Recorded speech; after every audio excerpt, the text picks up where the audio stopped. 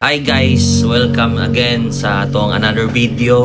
Ako din si Junit. Karon kay sa kahapon nag-celebrate among church Living Way Gospel og Young Saints, Working Class and Young Professionals. So kahapon ay saka presentation nila no nga atong himuon og reaction video.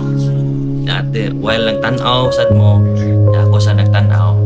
First time nga or second time na day kaya naka-video na mo gahapon. So kani nag-react ko sa mga message no sa kani nga presentation. So public service din ni guys. So mo to ato tanawon.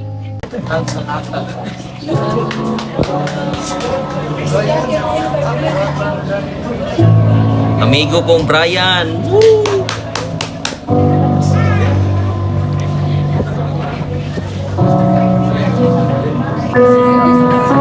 Usa ka magtotoo nga nagduda sa pagtuo. Ang pangutana, ikaw ba to? Niadtong milabay nga katuigan, o tinuod, wala pa kita sa iyang tiilan. Mga binuang o kahilayan, walay pakibahalag unsay padulngan. Unya, nagtutal adto ra kutob ang tanan. Apan kita nasayop, sa dihang may tao nga gigamit ang Ginoo. Gisiran ka kung unsa siya ka maayo. So ato sa i-post guys no. So naay mga tao nga gipadala gyud sa Ginoo no para sa imong kinabuhi. Para to gimi unang message ni Brian Casqueo no na naay tao gipadala sharean ka sa gospel. So tanan mga tao no naam yun ay kanang mga friends no nga nakadawat na sa gospel. So ayaw ninyo balibara guys. That's your opportunity nga makaila ni Jesus Christ, makadawat siya. Ayaw na nga kanang lain na siya religion, dili na ako dawaton. Ayaw paminawa. Ako gi-encourage sa inyo kanang mga followers na ko, paminawan ninyo ang mga nag-share gospel kay ano. Takabaho guys, mo na gyud na ang appointed time nga ikaw gidawag sa Ginoo na imo lang gisayang nga opportunity. So mo na ako matambag sa inyo ayaw sayang nga kay panagsara kay nga na nga freno ka nang tanawon ka ba nga maluoy siya sa imo kay na kuan ka, na hook up ka sa mga lingaw sa kalibutan. So mo na guys, kadayon tagtanaw. Nangayo kag pasaylo. Adto, grabe ang kalipay sa sulod mo. Mao naa ka ani nga kwadrado, kay ang Ginoo nay plano. Sa pagkinabuhing Kristohanon, sa tayong first love nimo diha sa Ginoo igsuon. Grabe mo kadasig di masayon. Gikan ari padulong sa plaza lakawon, bahalag init ang panahon, kay way lugar ang kuliyahon. Basta makashare lang sa iyong pulong, tanan buhaton. Atoy po sad. Grabe daghan kay ngani nga Kristohanon kanang grabe dasig ba. Oo. Ambot lang kung unsay puno kanang root ana no. Pero daghan jud kayo makit-an ako grabe dasiga nila Lamas Ginoo kay kanang dasig kay sila ba. Di sila bitaw kapuyon. Pero sa kadugayan sa ligid sa panahon, mawala man. So, ang advice anas uban, kung nagay mga problema sa kinabuhi, kuhan, isulti gud sa inyong mga nag-share sa gospel sa inyo ha. Kaya nga naman, kung inyo ra ng kayanon sa inyong kauglingong kusog, walay ampo-ampo. Ay, bisa pa nag-ampo ka. Ligyo na ninyo makaya guys. Ano, gusto sa kaway, mapawang ang imong ang hayag nga gihatag ng Lord sa imo ha. Mo kinay number 1 nilang buhaton, mapawang ka. Ma-question nimo nga naabag yun ang Ginoo ana. Mo na lang main purpose nga dili ka makapadayon sa pagpangad. So tinuod na siya guys, reality na sa church. Pero ang awang pangdasig sa tanan nga kinahanglan mo open up gyud. Unsa jud problema? Kay walay lain mga tabang ng mga tawo, makatabang ang scripture tinuod. Pero sa mo basa ang katong mga nay problema no basa scripture di kasabot. Nyo man pod kinahanglan kag naay mga prayer kanang group. Tabangan kag ampo, tabangan kag advice, tabangan dasig mo nang padayon ka. Kung na kay problema, padayon kag duol sa mga group. Kay lahi ra ang simba guys. Ang simba naay portion madawatan mo, naay word of God madawatan mo. Pero sa kanang Bible study ay yun absini. Ay sa nga simba pod. Mo nang dapat kumpleto rekado ka taga simana. Kay para kanunay ka maghayag. May kanunay ka magamit sa Ginoo sa tanang panahon. Nayta.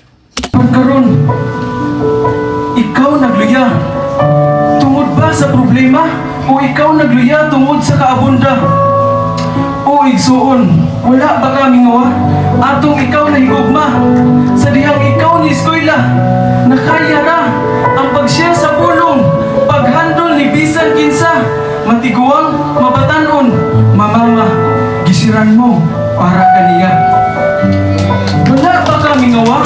Sa una, bisan sa pagtrabaho o bisan sa pagnegosyo nga ang kalayo sa Ginoo naagyapon kanimo sa dili mauwa pag-share sa daghang tao sa pag-encourage sa mga tao nga ninahanglan sa Ginoo. Wala ba kami ngawa ato? Pag-eskwela? Yeah, to sa ipos. Kana may tong yang giingon nga wala ba kami ngawa kay kan every time guys nga na kay mashiran sa word ni Lord. Nindot kis paminaw grabe. Kay ingon nga suwayi. Suwayi gyud. Nindot sa paminaw nga i-relay nimo ang message ni Lord ngadto sa ubang tao. Nindot jud kayo. Kanang ingon sila di mo kabaw mo storya. Kabaw ka guys.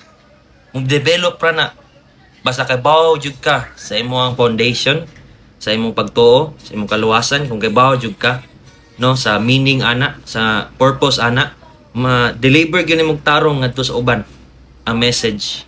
Mo nang dili kay ka kinahanglan no nga ma-pressure, kinahanglan lang jud kag pagtuo para ma-deliver nimo og insakto ngadto sa uban. Dayon tagtanaw. Eskwela? Trabaho? Negosyo? Gikan na tanan sa Ginoo. Yatagan ka na niya para sa imong ikamaayo. Pero ayaw palipat. Ayaw palipat. Basin ikaw gikaon sa imong kabisihon. Imong relasyon na hilayo na hinoon. Ato sa hipos. Ana, busy. Kana gyud number 1, grabe magian ako sa ministry gyud no, sa pag-share sa gospel. Number 1 gyud nga makapatay gyud nimo sa imong pag-growth diya sa Ginoo ang pagka-busy nimo. Busy kay ko sa sa Domingo kay na ako yung mga projects, na ako yung mga meetings sa mga classmates, samot na sa mga estudyante no, samot na ako yung mga disciples estudyante siya, general ni siya, basin mo log igugo sa akong discipler wala. Di general ni para ni sa tanan. Tinuod dagag projects, tinuod dagag assignments. Pero butangi pug lugar ang anang pag-adto mo sa church. Kaya inuwam na natong kinabuhi. Nya, ang gipanghaya sa Ginoo taga every week, 1 day ra. Nya, pila ra ka hours? Nya, maglisod ka og hatag ana. Grabe naman pod. No? Murag og kanang imong papa gibuhis buhay gihatag yun yung tanan ang kuan, ang iyang resources diya sa imo para lang motubo ka niya. Dili ka maminaw sa iya, dili ka motuman sa imong papa sa imong ginikanan. How much more ang Ginoo nga iyang gihatag tanan sa imo no? Ya lang ba makarealize lang ka ba bitaw no? Labaw pa man ang Ginoo sa akong ginikanan. Anong mas nagigugma man ako ang ginikanan kaysa akong Ginoo, di ba? Tuo man nakakaginoo. So, tagay siya time. Kay, dili ta magdugay ng kalibutan na. 100 years, blink ra na. Sa ka-blink, mahumana na. Muagi ra sa tubahan sa Ginoo. Pero, sa may value sa imong kinabuhi, nga gihatag sa Ginoo. Mo na pangutana guys. Ayaw mo ka busy guys. Naginegosyo. Negosyo mga man dito sa Saturday. Sa itong mga businessman diha. Mga disciples or uban pa mga taon tanaw na yung video nga businessman ka. Mga street food vendor, mga online vendor, mga TikTok, kung sa pananda nga klase nga negosyo guys. Tagayan yung lugar ang Ginoo. mga weekly Bible studies, kanang mga church time, kaya yung time. Nagsara kay na. Importante kina sa tong soul. Na kadawat ta og hope, peace, love sa Ginoo. Makadawat ta og kanang pagbadlong o pagdasig sa Ginoo nga magpadayon. Moro gina gipangay sa Ginoo sa ato kasimana. Sa padayon tagtanaw. Unya, nakapangunta na ba ka sa imong kaugalingon? Nga kaya ba na ako mupadayon? O Ginoo, nagubad ba ka sa akong mga plano? Sa akong mga pangandoy? Nga ang kinabuhi dili man sayon. Mumata ka sa matag adlaw nga naay problema. Dili lalim. Kay ang kalisod sa kinabuhi, murag way plano nga mubiya sa imuha. Igsuon, wa ka mag-inusara. Igsuon, mulamdag siya. O tinuod, dili sa iyong mabuhi kung wala ka kay Bao ug asa ka paingon. Apan naa siya, naghatag og iya. Naa siya nagpaabot sa imuha. Naa siya nagkuyugan ka. Maong sa imong mga plano, ikaw makasigurado. Dili sa yun kung wala si Kristo. Kay ngit-ngit ang dalan kung kuha ka sa pagtuo. Kung pasagdi ang kahayag niya, nga mugiya nimo. Kay ikanindot na sa imong mga plano. Kung ayaw sa yangi, mitras dili pauwahi. Ayaw ka balang ka, kay wa ka man inusara. Ang pagduda, iampo niya.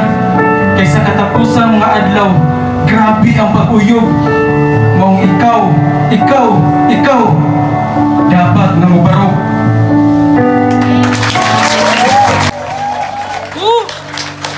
Dapat congrats Brian Casquio. Power kay mong message no.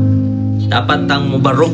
Kay hapit na ang kalisdanan sa kinabuhi. So mo to guys no, salamat kasi yung pagtanaw. So kani dindot kini mga video ha guys. Ngani nga klase nga mga content. So gihawag ang mga followers o mga viewers ani palayo og like and comment and share this video kay aron ma-reach out ang mga kadaghan ng mga reach out ang mga tanang Bisaya no kana makasabot ani nga language. So i-share ninyo guys kay sa support sa inyo sa kuha sa pag-build sa ani nga kuan page o sa kuan para daghan makadungog sa gospel guys. Daghan makadungog sa mga Bible verse nya daghan kay mga dungog sa message bitaw.